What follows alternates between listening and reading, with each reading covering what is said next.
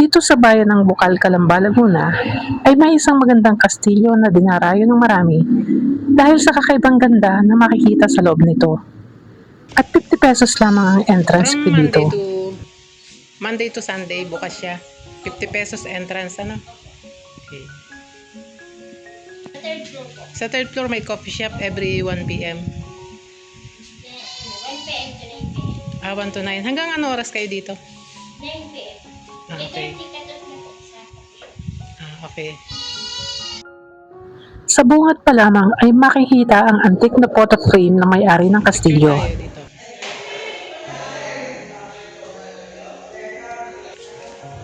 Ito ay hanggang 6th floor at dito pa lamang sa unang floor, makikita ang kakaibang ganda ng hardin. Dito na tayo dumaan sa hagdan. May daan dito.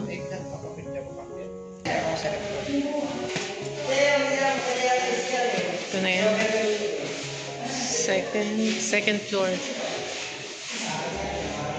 Sa second floor naman ay bubungad ang iba't ibang antik na kagamitan.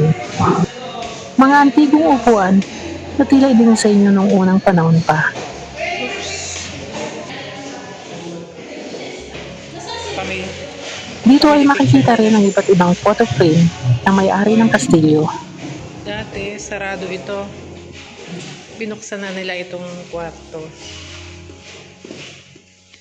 At ang dating mga saradong silid ay binuksan na nila upang ipakita sa publiko.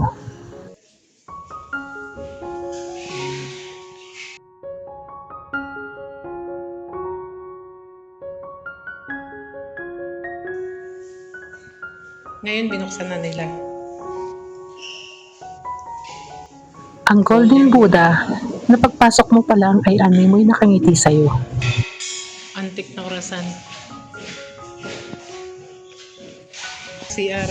Dati, sarado to, no? Ngayon, binuksan na nila ang CR. Binuksan na nila ang CR para sa mga visitor. Ito yung dating sarado, no? Ito naman ang nakasaradong silid Binuksan na nila. na ayon sa kanila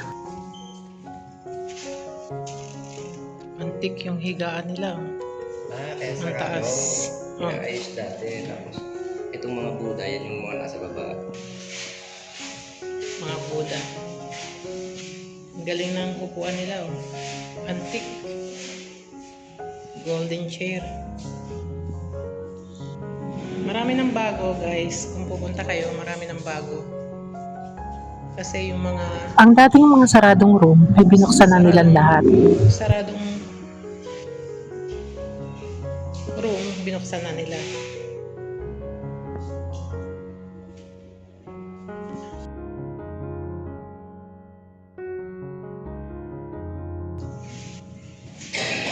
San? Antik ng aparador.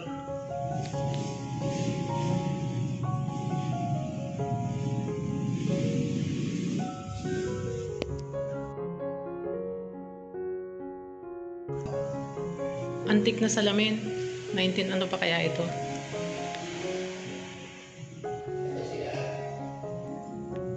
Ang dami nilang antik na salamin. Bathtub, naiiba yung bathtub. Naiiba yung bathtub nila, no? Kasi nauna nga. Sinaunang style. Yan. Asan? CR tapos CR tapos bathtub. Gumagana yung CR. Oo, marami tubig na. May ano pa, oh, may shower pa, oh. Ang dami na nilang bago, ano. Oo, ang ganda nito, oh. Ayan. Bar yan, bar. Bar nila, bar na. Style ng, Inuman, tapos parang Spanish style, ano. Palestine nga. Picturean mo ako dito.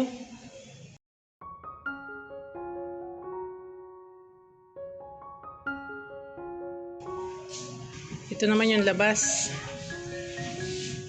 Ayan.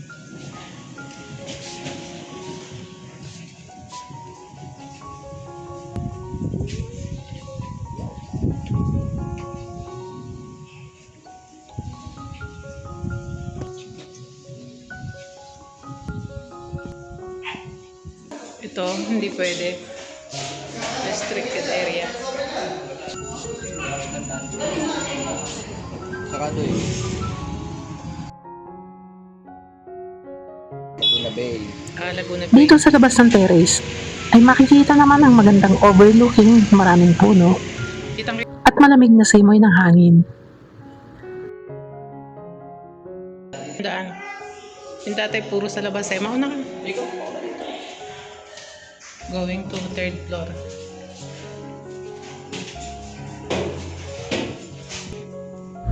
Pag-akyat pa lamang sa bungad ng third floor, ay makikita ang malalaking jar na collection nila. Puro ano.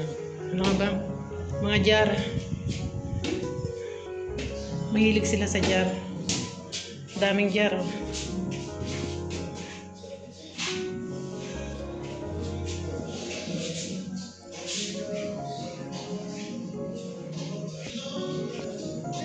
Ito na guys, ang third floor.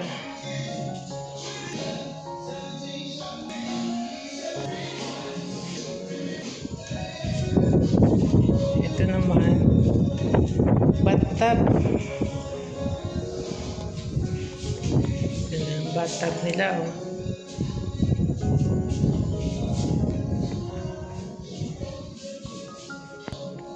CR. Dati walang CR, ngayon pinapagamit na nila. Pwede nga yan. Another room. Daming room.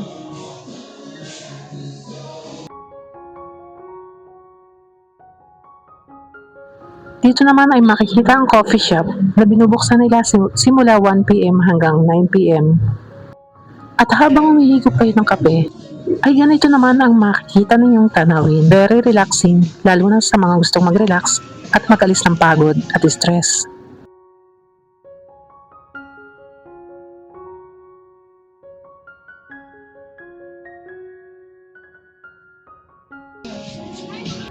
Ito ang bagong tayong resort na inopen na sa publiko na malapit lang dito sa Castillo.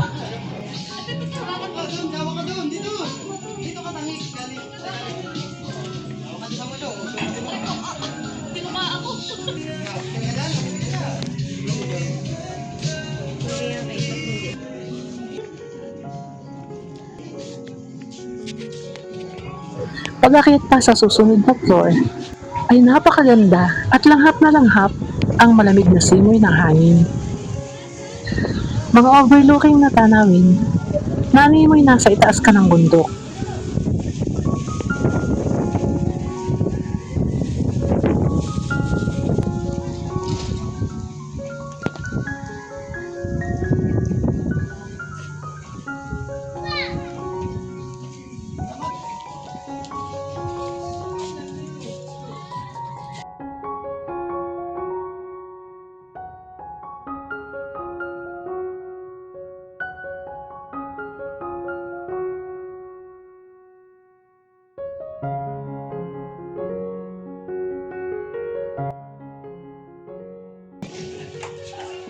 Ito, panghinga. Mas masarap siguro dito pag gabi, no? Mas masarap mag-relax dito. Kapag gabi.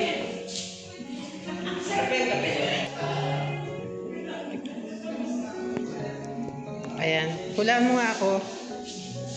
Kung sino man po ang gustong magpahula, ito po. Hanapin nyo lang po siya. Nakaano sa pinataas. Akit tayo dyan. Fourth floor na, no? Fifth na yan. Fifth floor.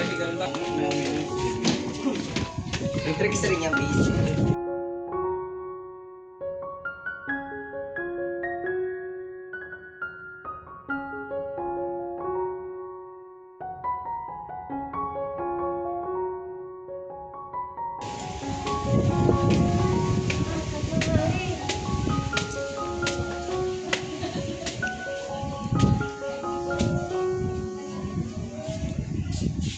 Lakas ng hangin, no?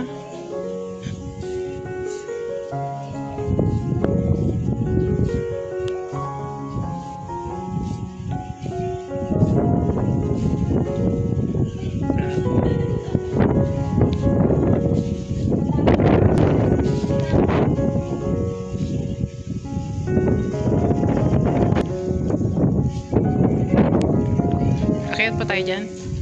Akit na tayo dyan. Aakyat ako. Ito na yung pinaka-rooftop.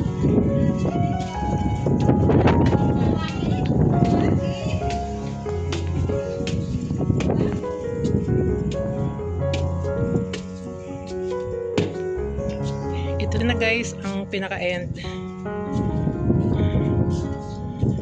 Pinaka-end floor.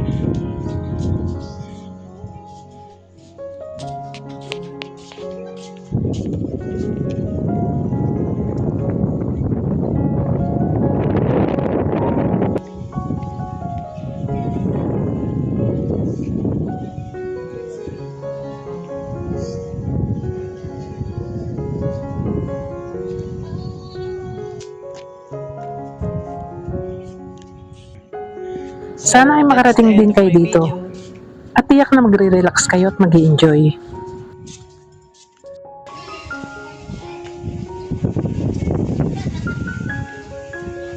Sobrang relaxing ng lugar na ito.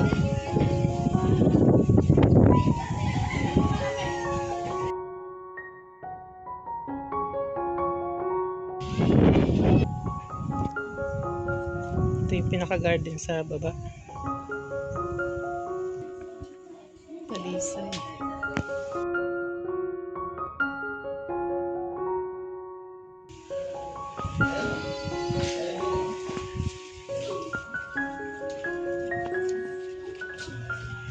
Sino sa drinks lab?